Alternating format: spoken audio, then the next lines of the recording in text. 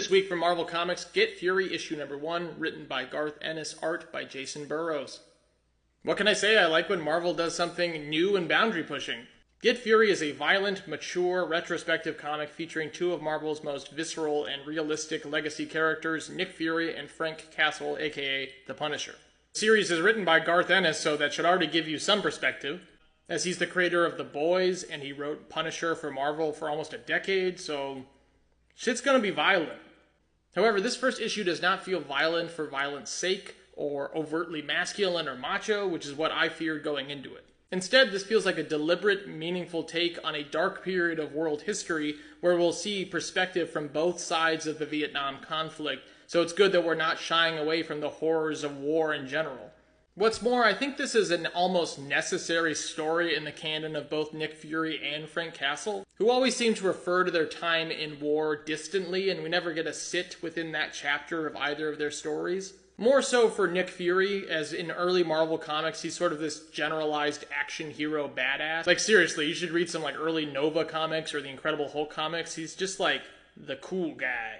So I'm actually really excited to see a Nick Fury war story that adds some serious, grounded context to his storied history. If you're looking for a more gritty, brutal Marvel tale, which may be the case for a lot of readers given the new Red Label series that debuted with Bloodhunt, then you certainly won't be disappointed by this first issue of Get Fury. It has some brutal imagery that has haunted me for days. Alright, let's dive into issue number 1 now with some spoilers. Our descent into the sad, senseless conflict of Vietnam begins with an ex-Vietnamese soldier reminiscing about his encounter with Nick Fury and Frank Castle back in the day, hinting at a story that few know but that he is happy to tell. Right off the bat here, I like that Ennis is sort of acknowledging the biased Americanized history perspective in Vietnam, and I like this sort of meta assurance that the story is going to be told authentically. We then fall back in time as two military police foolishly try to confront Captain Castle and the rest of his special forces for harboring dogs as pets, as the High Command has ordered all dogs in the region to be killed so that they won't spread disease.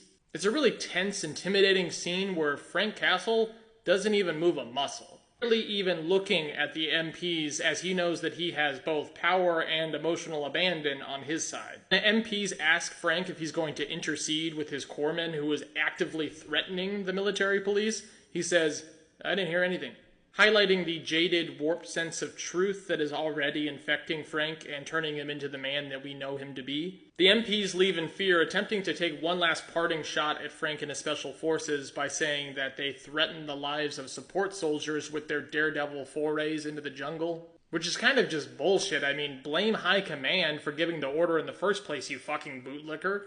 Anyway, after this, Frank is transported to headquarters where he is given the lowdown of a mission gone wrong in enemy territory, where one of the US's greatest assets was captured by the enemy, Nicholas J. Fury. And because of Fury's vital role in operations in Vietnam, High Command isn't sending Frank on a rescue mission, they're sending him on an assassination mission. I really love this twist on the typical hoorah, save our boys narrative that could have felt like a really cliche Vietnam tale. So the assassination angle just makes so much more sense for the Punisher. I think it's a great way to show Frank's growing disillusionment with authority, much like Michael Sheen's character from Apocalypse Now. In the end, we cut to Fury's current predicament as he and his fellow survivors are traded to Vietnamese officers and marched through the jungle, seemingly being led to the location of their interrogation. However, on the way, when one of Fury's companions collapses due to exhaustion, he is buried alive, and then when the other companion gives protest, Fury has to watch as he is slowly dismembered with machetes. Fucking hell, man! It is a shocking, gory spectacle that certainly gives me new perspective on the kind of shit that Fury has had to escape from and deal with over the years. And I'm definitely curious to see how he makes it out of all of this. I mean, we know that Fury and Frank make it out of Vietnam, but they seemingly go their separate ways. If Frank really does end up saving Fury somehow, then maybe that's why S.H.I.E.L.D. never really interceded with any of the Punisher's vigilantism. It would be a really fun in-universe revelation and secret, a lot like the stuff that's going on in Tom King's Penguin series right now. Overall, I'm just really happy to see Marvel curating stories that are outside of the typical superhero formula, and not shying away from using their characters and dealing with difficult historical subject matter. Remember to support your local comic book store and grab Get Fury issue number 1 on shelves now. I love the bright color choices here and sort of cartoonish imagery. I feel like it contrasts really well with the narrative. And this whole scene feels like it's straight out of an Oliver Stone movie. I love the lighting choices here. It's very subtle, but I feel like it really makes the scene come alive and make it feel more cinematic. But yeah, this is not for the faint of heart. I feel like there are other historical eras in Marvel Comics that we should explore with comics like this. Do you have any ideas? Leave a comment.